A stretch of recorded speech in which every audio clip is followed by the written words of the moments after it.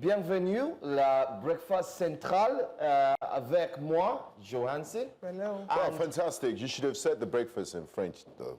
Petit déjeuner central. Yeah. Gbenga, is that correct? Yes, no. Say it. Petit déjeuner. Breakfast. So breakfast is petit déjeuner. Petit is small. Yes. Petit is small. Google it, please. Hey Siri. I did French Please, in what O is levels. breakfast central in French? We're waiting. Ah, sorry. I'll do it again. Hey Siri. Oh, Please, what is breakfast central That's why in it's good French? to use hand rod. French. Central. Central. No, it Hey said Siri, central. what Just say is breakfast. breakfast in French? Yes. Ah, he's correct. Oh. He's correct. Is oh. what? Sorry. You are right. Guys, don't be doubting me. Oh. I went to very good schools. My parents spent money on me. A lot of cash, man. So we are petit déjeuner central. Yeah. Très bien, très bien. Merci, merci, you're monsieur. doing very well. Thank you. Merci. Thank you so much. Mon ami. Intelligent Yeah, friend. well, you're doing very well. Excellent. Anyway, welcome to Breakfast Central. On News Central, it feels really good to be back on the airwaves again. I mean, it's Tuesday, day 2, and the week is about to get very, and I love very it when we're interesting. complete. It's like we're triplets. The energy is complete. There's something Olive brings. There's something you bring. Yeah. You know, it's just one happy family. You know, And I saw you gotta love breakfast. And I saw you Central. on socials. We'll talk about that. I saw guy you on later. socials. People were talking. I mean, it's what it is. I mean, even Jesus Christ had haters, so. And everybody can't It's agree just, with the exactly, you message, yeah. cannot agree on everything. So Exactly. there are always two sides. But what I don't like is, you know, you could get your point across without insults. Some people start. How do you greet somebody with Olori Buruku? I mean, it's who raised these people, man? Well, It's terrible. That's a valid So we question. need to do better. I mean, what lessons? And some of these people are parents. So what lessons are you teaching your kids? It's not a civilized thing. Once I see insults, I can't even engage. You know I what? would block you immediately. Speaking about blocking, I block the people that don't insult me. If I go on somebody's page and you're being ratchet and being very disrespectful, I block you ahead, even though you're not my Yes, follower. I do that. You've gone to the future. Yes, I block Advanced you ahead blocking. because I don't want your energy. Interact Yes, I with don't. somebody like this in the future. Because there's some people that I see the kind of despicable things they put on other people's posts in the comment sections. Sometimes even on the blogs. So the blogs have put up a story. You go through the comment section. I have seen the most really despicable comments. I just click like 1, 2, 3. These are very terrible. I don't want you in my space now or in the future. Yeah. And I block you ahead of time. I don't want. I don't I do have that. That's a nuclear option. bad energy. Stay far away. Yeah. All right. Anyway, there's no bad energy this morning because everything is good. I Benga, introduce like myself. Everything is predicted good. yesterday. How was your drive to work this morning? We have to ask you because it's. I think I'm having this thing where it's called #Light Up Lagos, and today is day 2. A passionate plea to the governor of Lagos State, and I'm going to go with it again this morning. So please, to my colleagues, please bear with me. This is a passionate plea to the governor of Lagos State, Governor Babajide Sanwo-Olu. We know that you're very hardworking, and we know that if you really want to do it, you will do it. So please kindly speak to the local government chairman, not forgetting to the commissioner. Please, we need the roads in Lagos State to be attended to. We need the roads to be fixed. We need the lights. So it's #Light Up Lagos. Lagos is dark. It is dark completely. And when you have darkness in a state that is touted to be one of the most developed, and you could say commercially viable state, we definitely needed to exude, to show that it's truly what it is. It's a state that never sleeps, and therefore it's also a state that is dark. So please, #Light Up Lagos, a passionate appeal to the governor of Lagos State, day 2. Please, let's light up Lagos, and let's also fix the roads. It's very for the important. safety It's of a public all. safety For everyone. issue. Yes, Please. and it's been dark for the longest now. For the longest. Major roads, vast areas of the metropolis. So please, Please. let's keep Lagos excellent. Yeah, some good news. Olive, the girls. I mean, who runs the world is Girls, it's God. After God is girls. Okay, God and girls. Well, No, as God, the only then girl on girls. this show, it gives me great pleasure first to introduce myself because I didn't when my colleagues were doing that. My name is Olive Emodi, and I'm a tigress. Yes. So excited to be here as one of the co-hosts on Breakfast Tigress Central. that is not You were Speaking Falcon. about You the were Falcon Tigress. last week. This week, I'm a tigress. We also run out of animals. It no matter. When one woman wins, every woman wins. Yeah. So, President Tinubu has honored the tigress with the OON and the cash prize. Remember that this stirred up a lot of conversations when we announced that they had just gotten their win and how they had become champions at the Afrobasket. And the question was, will they get the same treatment that the Falcons look at her, look at had Wakama. gotten? Now look at our coach, two-time the woman of champion. the mirror. Come on, lady. Can we take a listen to her? Welcome back. Yes. Welcome back. Welcome back. Of this success, I can't hear wait, anybody. one by one. Thank you very much. Oh yeah, let's go. Let's go. All right, Coach Wakama, what do you think was the key to your success in this tournament? Honestly, the girls, they came together and they fought. I'm so proud of them. Despite the circumstances, they stood together. We had one dream in mind, one goal in mind, and we achieved it. All right, now quick one. When you meet a strong opener like Mozambique, Senegal, and we saw that against Mali, the first quarter we always struggle a whole lot. Why do we struggle in the first quarter and gather up pace in the third and fourth quarter?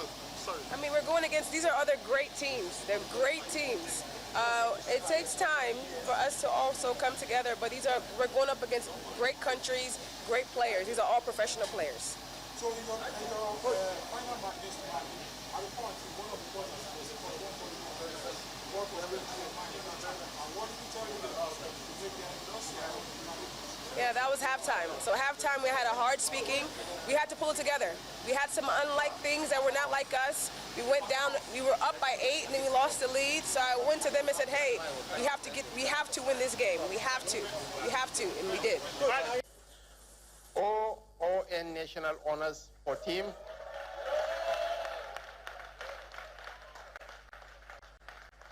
OON National Honors for Team, Coach and Technical Team.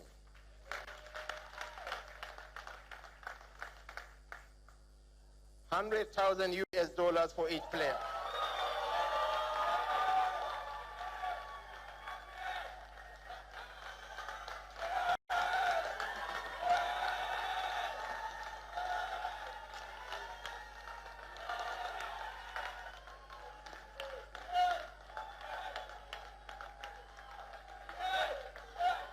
It's not yet over. There are other goodies coming. $50,000 for coach and technical team, each member.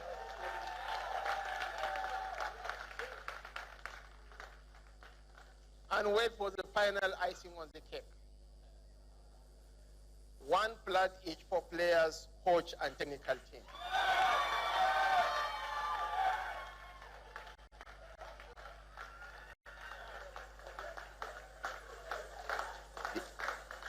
Your Excellencies, distinguished ladies and gentlemen. Supporters on this side. Are we not also getting something? In my secondary school, when my mates were learning how to play basketball, I should have been serious by now. You could have been on this show. I don't know why I stopped clapping playing. for me. You were part of the clapping team. No, I remember the only day I managed to try and play basketball on the court, and I was senior prefect. My junior said, "SP, you go break." Oh. So, as fit as you are, you didn't play any sports? I didn't play any sport. I was a very lanky, slim, tall girl. I didn't do any sport. I'm so sorry. Anyway, but I applaud the Tigress. You can see the head coach. So many wins under her belt. And if I were to go through just a few of Coach Rena Wakama's wins, she became the first female coach to lead the Tigress to an Afrobasket title in 2023, guiding Nigeria to its 4th consecutive championship and 6th overall. During the Paris 2024 Olympics under her leadership, the Tigress also achieved historic milestones, first African basketball team, men or women's, to reach the Olympic quarterfinals. She earned Nigeria's first Olympic basketball win in 20 years in the game against Australia. I could go on and on. She was named best female basketball coach of the Paris 2024 Olympics by FIBA. The list goes on, but just to say congratulations to our ladies, to see that now Nigerians can calm down. Those who are asking if they will get the same treatment with the Falcons, you've seen they've gotten their flats Officer of the Order of the Niger, which is the third highest national honor that could be given to a Nigerian for their excellence and their brilliance in sports. And they've also gotten their $100,000 US. Well, while people are celebrating, let's see what the reactions are on social. Let's see what Nigerians are saying. Pastor John, while responding to the SSA, to the president, he says, our retired soldiers, I think he wants to say, and policemen are crying for their pension, but the president is extravagant with our commonwealth. I hope you can all see how rich Nigeria truly is until it comes to development. Suddenly, there's no money. They borrow endlessly and still claim Nigeria is broke. Salaries and pensions go unpaid. And again, they say there's no money. Yet the federal government spends in dollars within Nigeria, just as if the American government were spending in naira in the US. What a reckless and misguided leadership we have. The poverty and underdevelopment in Nigeria are not accidental. They are deliberate. But they deceive the people, calling it temporary. Gbenga. Yes. You did talk about the use of dollar. Yeah, because, I mean, we're in Nigeria and the government is always preaching the fact that we shouldn't dollarize our economy. So I wonder why this cash gifts are dominated in US dollars. This is a sovereign country, we're Nigeria, we spend naira. So if you're going to give gifts, you should give it in naira. But I guess the authorities know better. But let's see. Of course, there'll be reactions. Other reactions from Echoes of Nigeria says Super Falcons and the Tigers in total have received almost $3.1 million. That's about 5 billion naira plus lands and houses. Remember, there were about 50 to 60 individuals. Your dad, mom, uncle, who served Nigeria for 35 years, are still struggling to get paid a pension of 2 million naira after serving Nigeria for 35 years. Wow. I mean, there's so many angles to this conversation that we're going to have to highlight, especially when we look at the other conversations that we have. But Henry MD Don P says, thank President Tinubu of Shabiati for this great honor to our girls who have chosen to represent, sacrifice, and honor their country instead of speaking evil of their own country, like one party leader in the UK, aka Kemi Badenoch. You are the one that called the name. I said, now you say that. This move will motivate Nigerians to stand up for their country. Let's touch on that last line that he said there. This move will motivate Nigerians to stand up for their country. So, let me say, section of Nigerians. Exactly. However, let me say that statement is a bittersweet statement. This is the first time in the history of Nigeria where victory has been received with both warm and cold hands. So we're receiving normally everybody celebrates. Everybody. I mean, if you go back to Atlanta 96. Yes, the prizes have been modest, well deserved. Thank you. But this is $100,000. Someone did the calculation. There are almost how many billion gone? $3 million. And truly, if you look at the entourage of that team, there's a media, there's a press, there's a fitness, there's a physiotherapist. Everybody on that team in football and basketball, they amount to a very huge number of persons that make up that team. And you cannot deselect some and then say, oh, because you're just the players, we're going to focus on you. It has to cover and go around every single person. However, like I said, this is the first victory that we're receiving as a nation that we've done absolutely well. We celebrate the girls, and we would say kudos to the presidency for what they've done. However, like I've said, it's been received in cold and also warm hands. Warm hands in the sense that people are now saying, okay, while you're doing that, is the timing right? Is the priority okay? And you're doing the mood in the nation. You know the funny thing, you're doing it within the week, because I was looking at it, it's between 3 weeks when the police went on a protest, if you recall, it was just 3 weeks ago, and then that same week, the following week, you doled out the cash to the girls, the Super Falcons. It's dollar rain in Abuja. It's raining dollars in Abuja. So it's in the middle of protest, in the middle of dissatisfaction from the nurses, the doctors, and so on. And my question would be, if you were the president, how will you handle this? I mean, yesterday, some retired soldiers were protesting in Abuja, and I was reading comments that, don't worry, when all the soldiers stop working now, it will be, you start having falcons and Tigress standing behind the president. I don't know, Nigerians. Who thought about our comments too? Okay, so I'm going to again piggyback on what you said, that there are those who have received this warmly and those who have received this coldly. While I would like to say congratulations to the Tigress and to the Falcons for making us incredibly proud, and I'm so excited for their win. I'm glad that they're getting to receive their flowers. But then again, we also look at Nigeria's sports sector. Are we rewarding the end result and forgetting to empower the process? The process. What we see is we like to celebrate wins, grand gestures, one-off grand gestures. But these are the same athletes. I mean, these are the same sportsmen and women that would often have to pay out of pocket. Sports budget is underfunded. We're looking at people who oftentimes have to protest about their salaries and remuneration not being paid for months or years.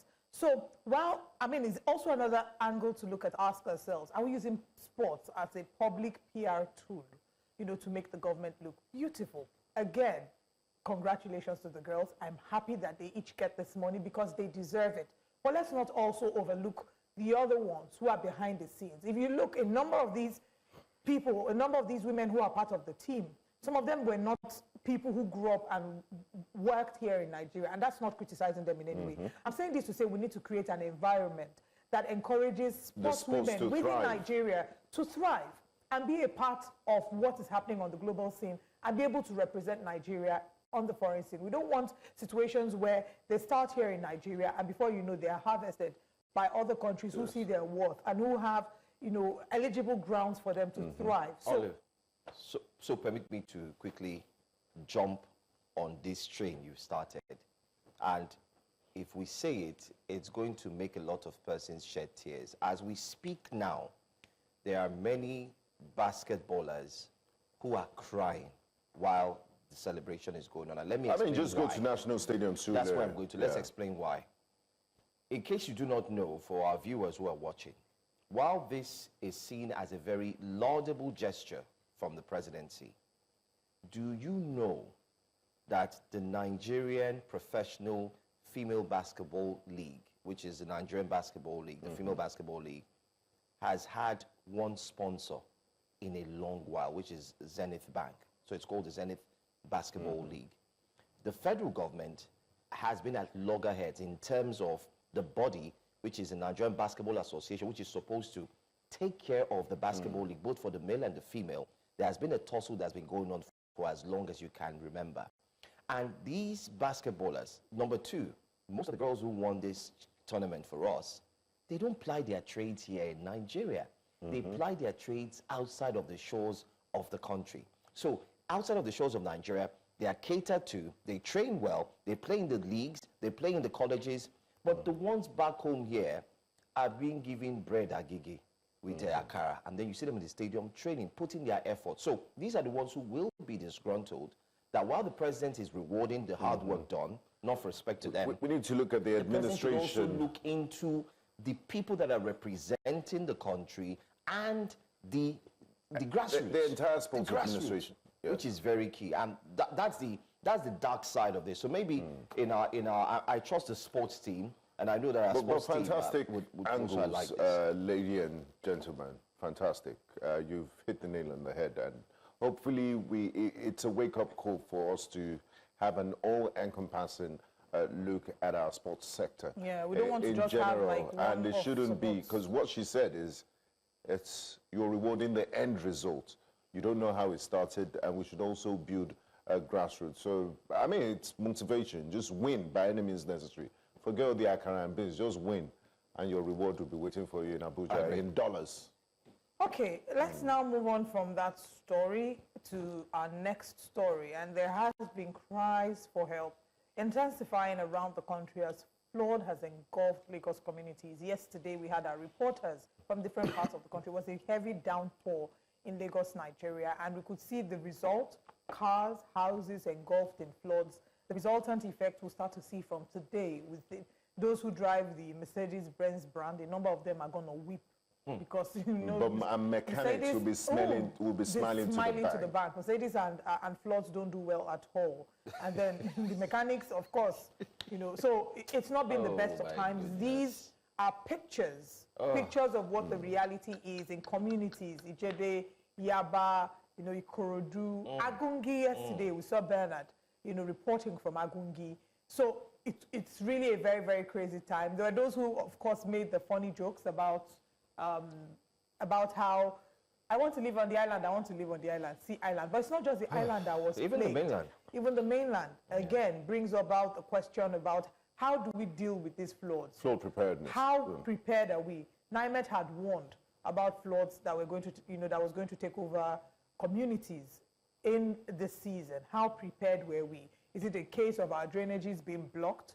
Is it that, we don't have infrastructure set to ensure that these waters escape? In a number of estates on the island, what they do is that once it starts raining, they have devices that pump the water out of the estate into, so what betide you if you are the compound or community beside them and you two cannot pump out? But some have canals at the back of their estate, so they can pump there. But it's really terrible sins. I can imagine what people went look at this car. yesterday. It's really, really terrible. So there are two sides to it. There's, okay, do we have enough urban planning? Have we done a fantastic job in urban planning, preparing for this? Do we have storm drainage channels? Do we have proper drainage systems to be able to deal with this volume of water when we have record rain or consistent rain? There's also the other aspect that people say, you really can't handle this sort of situation. They point to New York a few weeks ago where there was heavy downpour and the subway was flooded. They say it's an act of God and you really can't plan against this. But, I mean, God has given us the wisdom, He's equipped us with everything we need to deal with these sorts of situations. And also, Lagosians and Nigerians have to be more responsible. Yes. Stop throwing trash. Thank you, The open drainage is not, it's not garbage disposal site. Yes, we should be more responsible. Especially because we're seeing that the effects of climate change is getting stronger. If you notice, when the weather is hot, it's hotter than it used to be when we were growing up. When it rains, the floods we're seeing now, I don't think we ever saw this level of floods when we were growing up. So we're seeing more intense weather conditions. And it's not just in Nigeria. Around the world, in the UK, we hear them complaining of extremely hot summers, extremely cold winters. So even as the effect of climate change is taking place, we must be prepared on our own part. It's why Tokumbo Wahab will oftentimes share videos of people who are throwing dumps, who are throwing their trash into the gutters. If you're one of the people who throws trash into the gutter, you are doing it and you are a part of the problem that we have. See this tweet by Tokumbo Wahab. He says, "We have seen the trending video and fully understand the concerns it has raised. I want to assure all residents of Ikorodu that the ongoing drainage projects in that area awarded by Governor Jide Sanwo-Olu is designed to provide a permanent solution to the problem. In the meantime, I have directed a contractor to immediately commence excavation work toward the discharge point and to prioritize the construction of culverts. The concrete lining, which is part of the broader project scope, will continue once the culvert work is stabilized. We sincerely apologize for the inconvenience residents are currently facing. This is temporary. What we are doing now is laying the groundwork for a permanent fix that will improve the quality of life for everyone in that area. We're committed to building infrastructure that works and endures. Hashtag Cleaner Lagos, hashtag Greater Lagos." Fantastic communication. And that was, of course, his reaction to this video that was shared by residents in the Ikorodu community of Lagos, talking about the flood and how, obviously, the video needs no explanation. You can see for yourself. You may be wondering why we're clapping, and we're clapping because that is what we call a reactionary effective communication. and effective way There's to handle empathy. crisis. He's talking about what they're doing about it and the future plans. That's crisis management. Kudos to the Commissioner of Environment, Lagos State, Mr. Tokumbo Wahab.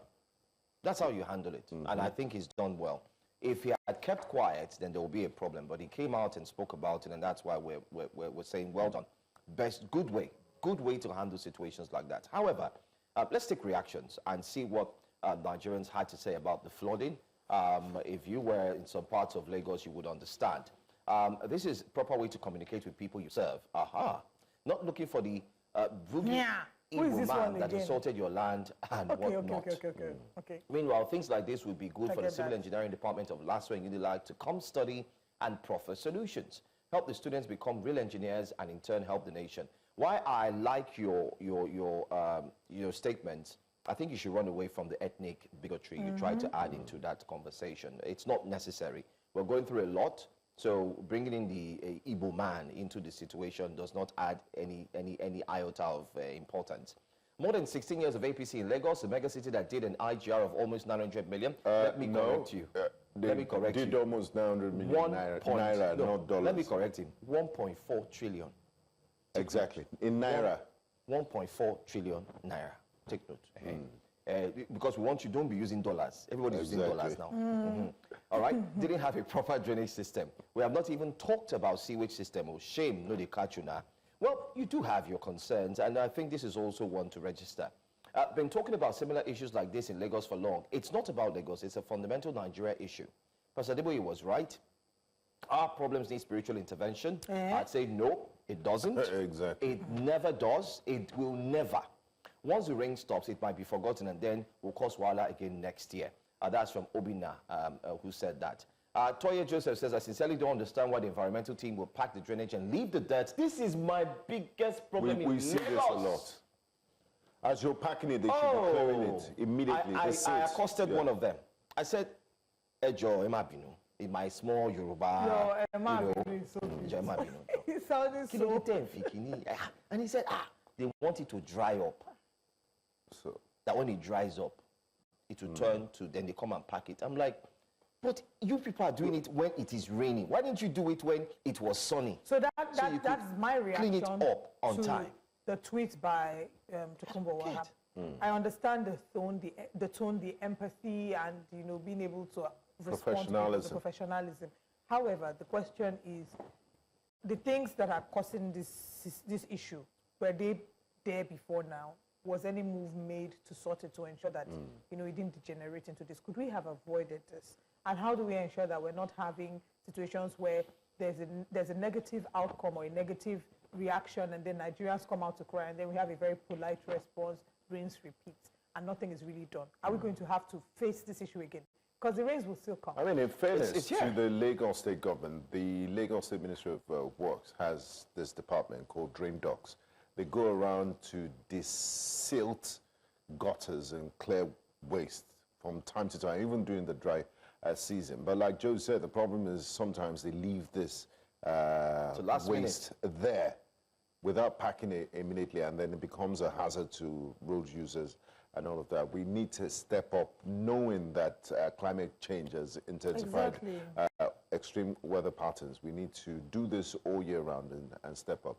And I mean, it feels good to live in an area that is not flood prone, because I can imagine what people, especially Agunge, I did a shoot there a few weeks ago, and it was really, really terrible. It's terrible. And don't forget, too, that once it rains, you expect that the tide and the water, of course, will rise. And let's not forget that Lagos, some parts of Lagos is an island.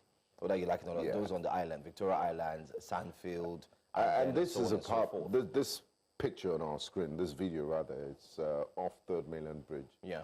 And I remember think they had mentioned, artificial... Yeah, they had said they were going to get the contractor who was Sandfield this place.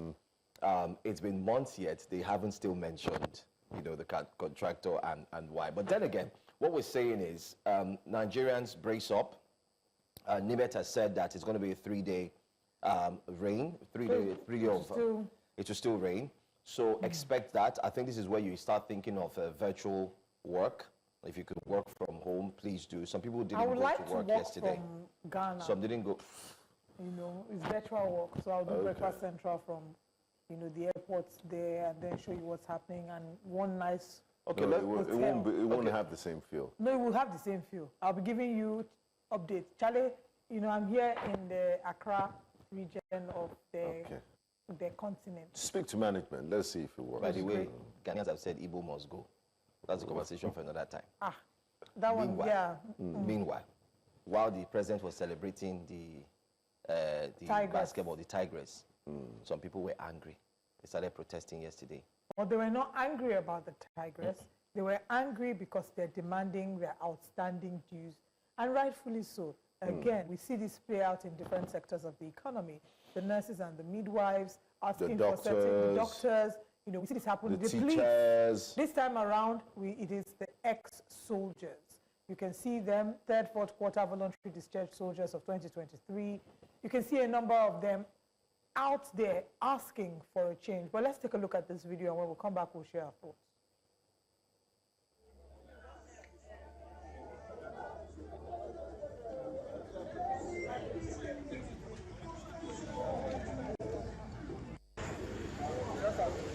I'm Sergeant Augustine. I've got more tired. I'm of first and second quarter, the Shell Soldier 2023. We are here coming to request we are here Minister of Finance, demanding for our short payments of our gratuity, SD, and other retirement benefits and entitlements that the Military Pension Board and Army Authority has denied us a very long time. As you can see, there are some board, that have an idea to take our points we are requesting for. And right now we are in the Ministry of Finance office. The office has been locked down. The gate has been locked down since morning. Nobody goes in. But right now, our delegates are discussing, negotiating with the chairman, pension board, and other authorities, and finance authorities. Thank you, sir.